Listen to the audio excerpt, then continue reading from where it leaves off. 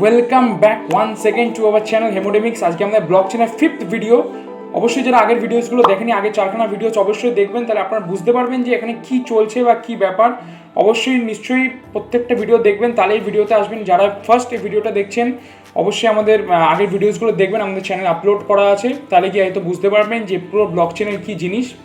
So আজকের এই ভিডিওটা আমরা পড়বো হচ্ছে যে বলতে গেলে P2P নেটওয়ার্ক কাকে বলে। আমি হয়তো ফার্স্ট ভিডিওতে যে ব্লক চেন একটা P2P নেটওয়ার্কের সিস্টেমের মতন চলে, যেখানে প্রত্যেকের কাছে একটা ব্লক চেনের কপি থাকে, প্রত্যেকের নোড কাছে একটা ব্লক চেনের কপি থাকে। তো আজকে আমরা দেখবো সেটা সুবিধা কি ব্লক চেনে এবং সেটা ইউজ কী হচ্ছে ব্লক চেনে। So let's get into the video. So প্রথমে আমরা দেখবো হচ্ছে সেন্ট্রালাইজ নেটওয়ার্ক সিস্টেম কাকে বলে। সেন্ট্রালাইজ নেটওয়ার্ক সিস্টেম বলতে গেলে কী জিনিস সেটা বলার জন্য আমি আগে এই ডায়াগ্রামটা দেখাই। এখানে দেখতে পাচ্ছেন না, সার্ভার আছে আর এখানে 6টা ক্লায়েন্ট আছে। এই ক্লায়েন্ট কি? ক্লায়েন্ট বলতে গেলে আমাদের সিস্টেমগুলোকে আমরা ক্লায়েন্ট বলছি। আপনাদের কম্পিউটার, আমার কম্পিউটার, জাস্ট সবার কম্পিউটার যেগুলো হচ্ছে ক্লায়েন্ট। আমরা হয়তো জানেন যে ইউটিউব ভিডিওস খুঁজি, ফেসবুকও দেখি, ইনস্টাগ্রাম দেখি। তো এদের সবার একটা সার্ভার হয় প্রত্যেক কান্ট্রিতে একটা সার্ভার হয়। তো এই সার্ভারগুলো যে হয়, এই সার্ভারগুলো আসলে কি? সার্ভারগুলোর মধ্যে আসলে ভিডিওসগুলো স্টোর আছে অ্যাজ এ ডেটাবেস। এই সার্ভারগুলোর মধ্যে ডেটাবেস আছে, যেখানে আমরা ইউটিউবে ভাবুন কোনো একটা ভিডিও সার্চ করছেন, ভাবুন একটা ভিডিও চাইছেন যে আমি এই ভিডিওটা দেখবো, তো আপনি টাইটেল লিখে সার্চ টিপলেন। এই সার্চটা আসলে কী জিনিস? সার্চটা আসলে করলেন যে এই সার্চটা আসলে আমাদের যে ইউটিউবের সার্ভার আছে ইন্ডিয়াতে, তার সাথে গিয়ে কানেক্টেড হলো, দিয়ে সেই সার্ভার আমাদেরকে একটা রিটার্ন ব্যাক করলো অ্যাজ এ রেসপন্স ওই ভিডিওটা দিয়ে। তো এই যে একটা রিটার্ন ব্যাক হলো, এই যে একটা সেন্ড করলে না রিসিভ করলো আর রিটার্ন ব্যাক করলো, যে একটা গিভ অ্যান্ড টেক একটা এটাই হচ্ছে সার্ভারের ক্ষেত্রে চলে। তো সার্ভার সেন্ট্রালাইজ নেটওয়ার্ক সিস্টেমে আসলে এই সার্ভার হচ্ছে একটা সেন্ট্রাল লোকেশন। এখানে সব বলতে গেলে ডাটা স্টোর থাকে। তো আপনি যা সব ইন্টারাকশন করবে সার্ভারের সাথেই করবেন। তো এটাই হচ্ছে একটা বলতে গেলে সবার জন্য হেড। তো এর কাছে সবাইকে আসতে হবে আর সব জিনিস করতে হবে। তো অসুবিধা কি এটাতে? এখন তাহলে অসুবিধা এটাতে অনেক ডিসঅ্যাডভান্টেজও আছে। যেন অসুবিধা হলো, ভাবুন এটা যদি হ্যাক হয়ে যায় বা ডাউন হয়ে যায় কোনো, অনেক সময় দেখুন ইউটিউব ডাউন বলে, ফেসবুক ডাউন বলে। তো ডাউন মানে কি? সার্ভারটা অনেক সময় অতিরিক্ত রিকোয়েস্ট নিতে একটুখানি ডাউন হয়ে পড়ে, একটুখানি স্লো হয়ে পড়ে। তো এটাতে কী হয়, প্রত্যেকটা অ্যাপ্লিকেশান এই যে এখানে আছে প্রত্যেকটা সিস্টেমে এগুলো সব ডাউন হয়ে যায়, একটুখানি স্লো হয়ে যায়। তো এটাই হচ্ছে একটা সমস্যা। কেন কি অতিরিক্তভাবে অনেকে আমাদের ইন্ডিয়াতে সবাই ইউটিউব দেখে, প্রায় প্রত্যেকেই ইউটিউব দেখে, সবার রিকোয়েস্টটা এমনিতে সার্ভারটা ডাউন হয়ে পড়ে একটা সময়। তো এটাই হচ্ছে একটা। তো সার্ভার সেন্ট্রালাইজ নেটওয়ার্ক সিস্টেম বলতে গেলে একটা সেন্ট্রাল লোকেশানে আমাদের বলতে গেলে একটা সার্ভার থাকে, অথবা বলতে গেলে একটা ডেটাবেসের মধ্যে একটা সার্ভার থাকে, তার মধ্যে ডেটাবেস থাকে। তো আমরা যখন রিকোয়েস্ট করছি, তো এই সার্ভারটা আসলে আমাদের রিপ্লাই দিচ্ছে ওই সেই ভিডিও বা সেই ডেটাটা আমাদের সেন্ড করে। তো এইভাবে আমাদের একটা সেন্ট্রালাইজ নেটওয়ার্ক সিস্টেম চলে। তার মানে সেন্ট্রাল লোকেশনে যে নেটওয়ার্ক সিস্টেমটা বেস্ট আছে, সেন্ট্রালাইজ নেটওয়ার্ক সিস্টেম। আমাদের পিয়ার টু পিয়ার তাহলে কী ডিফারেন্স এখানে? পিয়ার টু পিয়ারের ডিফারেন্স হলো যে আমাদের পিয়ার টু পিয়ারে কোনো সেন্ট্রালাইজ লোকেশন নেই। এখানে প্রত্যেকটা যে পিয়ার দেখতে পাচ্ছেন, এই প্রত্যেকটা পিয়ারই হলো বলতে গেলে একটা বলতে গেলে সার্ভারই। কী কারণে? আমাদের প্রত্যেকটা পিয়ারকে আমরা নোড বলি, নোড 1, নোড 2, নোড 3, নোড 4, প্রত্যেকটা নোড। এখন এই নোডগুলো প্রত্যেকের কাছে একটা ডাটা কপি আছে। ভাবুন প্রত্যেকের কাছে ডাটা একটা আছে, কপি আছে। ভাবুন এর কাছে কি একটা ভিডিও আছে, এর কাছে সেম ভিডিওটাই আছে, এর কাছে সেম ভিডিওটাই আছে, এর কাছে সেম ভিডিওটাই আছে। এখন ভাবুন এখানে যদি আরেকটা নোড থাকতো এদের সাথে কানেক্টেডই, নোড 5, তার এই ভিডিওটা দরকার, যে ডাউনলোড করতে চাইছে ভিডিওটা, তাহলে কী করবে?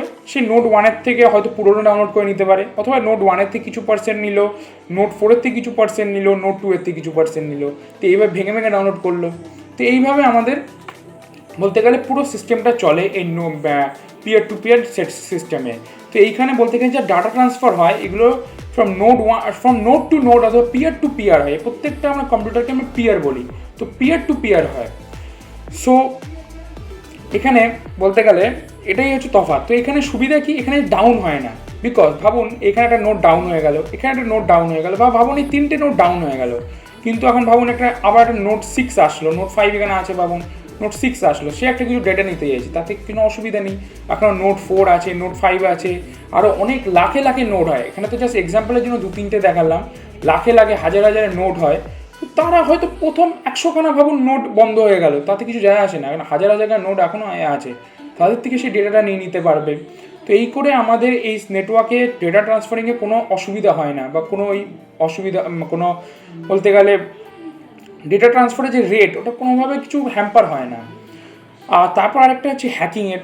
সেন্ট্রালাইজ সার্ভারে এটা যদি দেখাই যে সেন্ট্রালাইজ সার্ভারে একটা হ্যাকিংয়ের ব্যাপার থাকে। যদি এই সার্ভারটা হ্যাক হয়ে যায়, প্রত্যেকটা অ্যাপ্লিকেশন কিন্তু হ্যাক হয়ে যাবে, বিকজ এর সাথেই সব লিঙ্কড আছে। তো এই সব কটা প্রাইভেসি লস হয়ে যেতে পারে ক্লায়েন্টসগুলোর, এই সার্ভারটা যদি একবার হ্যাক হয়ে যায় কোনো কারণে। অনেক সময় শুনবেন যে ফেসবুক হ্যাক হয়ে গেছে, বা কোনো একটা হ্যাক হয়ে গেছে, বা এটাতে আরেকটা কি আপনাদের প্রাইভেসি লসও থাকতে পারে, বিকজ এইটা যে ওনার আছে বা এই সার্ভারটাকে যে কন্ট্রোল করে, সে কিন্তু চাইলে আপনার সব ডেটাগুলো তার কাছে আছে, সে চাইলে সেই ডেটাগুলো কোনো এক অ্যানোনিমাসলি বেচে দিতে পারে, আপনার প্রাইভেসি লস হয়ে যেতে পারে কাউকে বেচে দিলে, অথবা আপনার এই ডেটাটাকে নিয়ে কিছু মিসইউজ করতে পারে, তো আপনার প্রাইভেসি লস থাকতে পারে, সিকিউরিটি লস থাকতে পারে।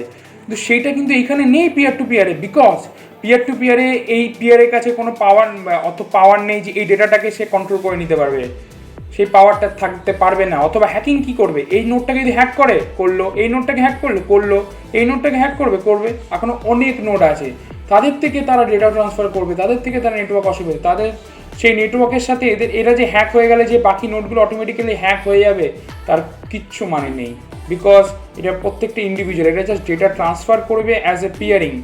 তারা যে হ্যাক হয়ে গেলে তারা ইন্ডিভিজুয়ালি হ্যাক হবে, তা না যে একবার হ্যাক হয়ে গেলে বাকি পুরো নেটওয়ার্ক ডাউন হয়ে যাবে, এরকম কোনো ব্যাপার হয় না। তো এটাই হচ্ছে peer to peer network system, মানে এগুলো হচ্ছে পিয়ার। তো পিয়ার টু পিয়ারের মধ্যে যে ডেটা ট্রান্সফার হয় সেটা হচ্ছে peer to peer network system. So আমাদের ব্লক চেনে পিয়ার টু পিয়ার নেটওয়ার্ক সিস্টেমের কী কাজ? এখানে আমাদের কাজ হলো যে যেহেতু এই যে এখানে একটা ভাবুন নোড আছে, এই প্রত্যেকটা যে ভাবুন একটা ব্লক চেনে আছে, কপি আছে বলেছিলাম আমি। সো এখানে ভাবুন একটা নোড একটা ব্লককে মাইন করলো। এই মাইনিং কী করে হয় আমরা সেটাও দেখব আপকামিং ভিডিওসে। সো এই মাইনিং যেটা করলো, একটা মাইনিং করুন ভাবে একটা ব্লক মাইন করলো আর নিজে ব্লক চেনে অ্যাড করলো, দেখুন 5খানা ব্লক হয়ে গেল। এই যে বাইন করে ব্লকটা অ্যাড করলো, এখন এই যে বাকি নোটগুলো আছে এদেরকে বললো, এই নোটটা বললো যে আপনারাও এই ব্লকটাকে নিজের ব্লক চেনে মাইন করে নিন, মানে অথবা অ্যাড করে নিন, আমি অ্যাড করে দিচ্ছি আপনি অ্যাড করে নিন। তো এরা এখন কী করবে, এরা কি চোখ বন্ধ করে অ্যাড করে দেবেন না, এরা আগে চেক করবে যে ব্লকটা যেটা অ্যাড করলো কিছু স্টেপস আছে, ওগুলো ওরা দেখবে যে এই নোটটা এই স্টেপসগুলো কি ফলো করেছে, তারপরে কি এটাকে অ্যাড করেছে, অথবা কোনো স্টেপ কি স্কিপ করেছে, বা কোনো কি এদিক ওদিক কিছু করেছে। যদি করে থাকে তাহলে আমরা কেন অ্যাড করতে যাব। আর আমরা যদি অ্যাড করতে না চাই, ভাবুন মেজরিটি যদি অ্যাড করতে না চায় তাহলে এও অ্যাড করতে পারবে না, একেও এই ব্লকটা সরিয়ে দিতে হবে।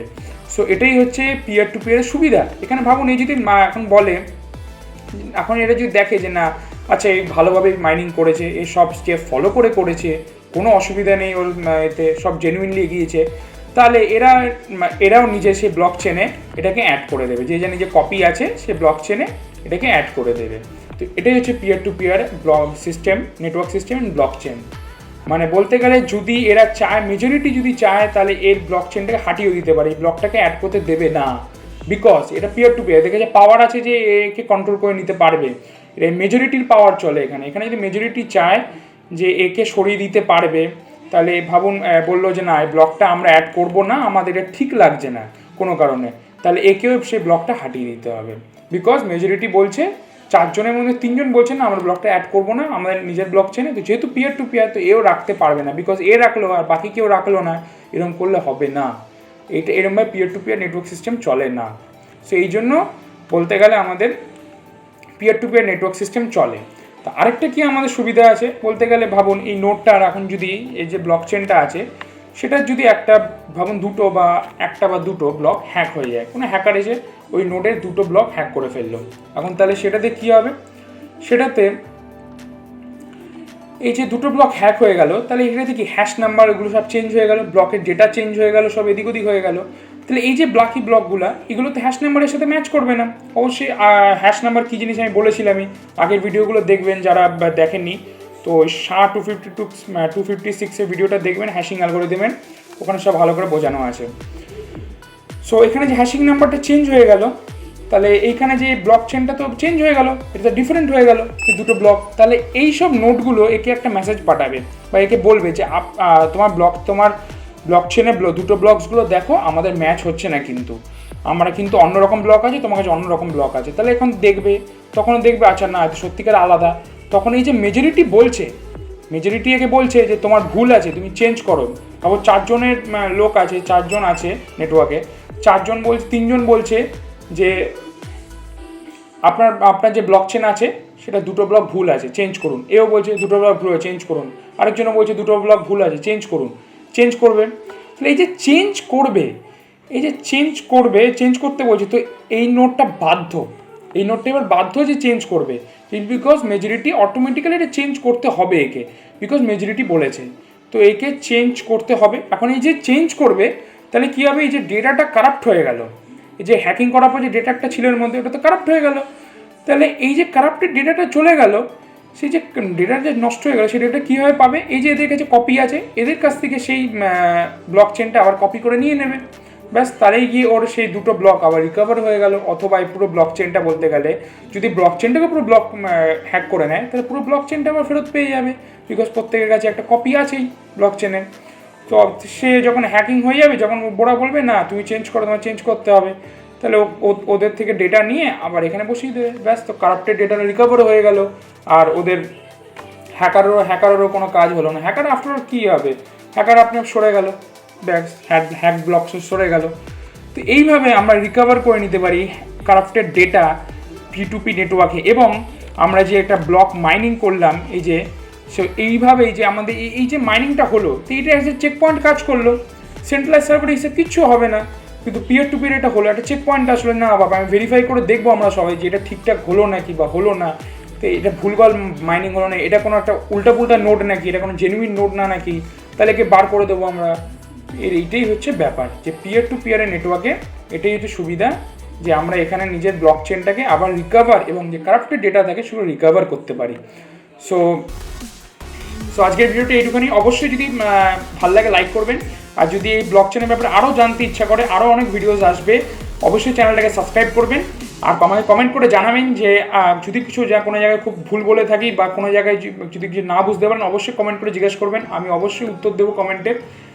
এবং আজকের এই ভিডিওটা এত অবধি। আবার thank you so much for watching, আর শুভরাত্রি। নেক্সট ভিডিও দেখা হচ্ছে, বাই।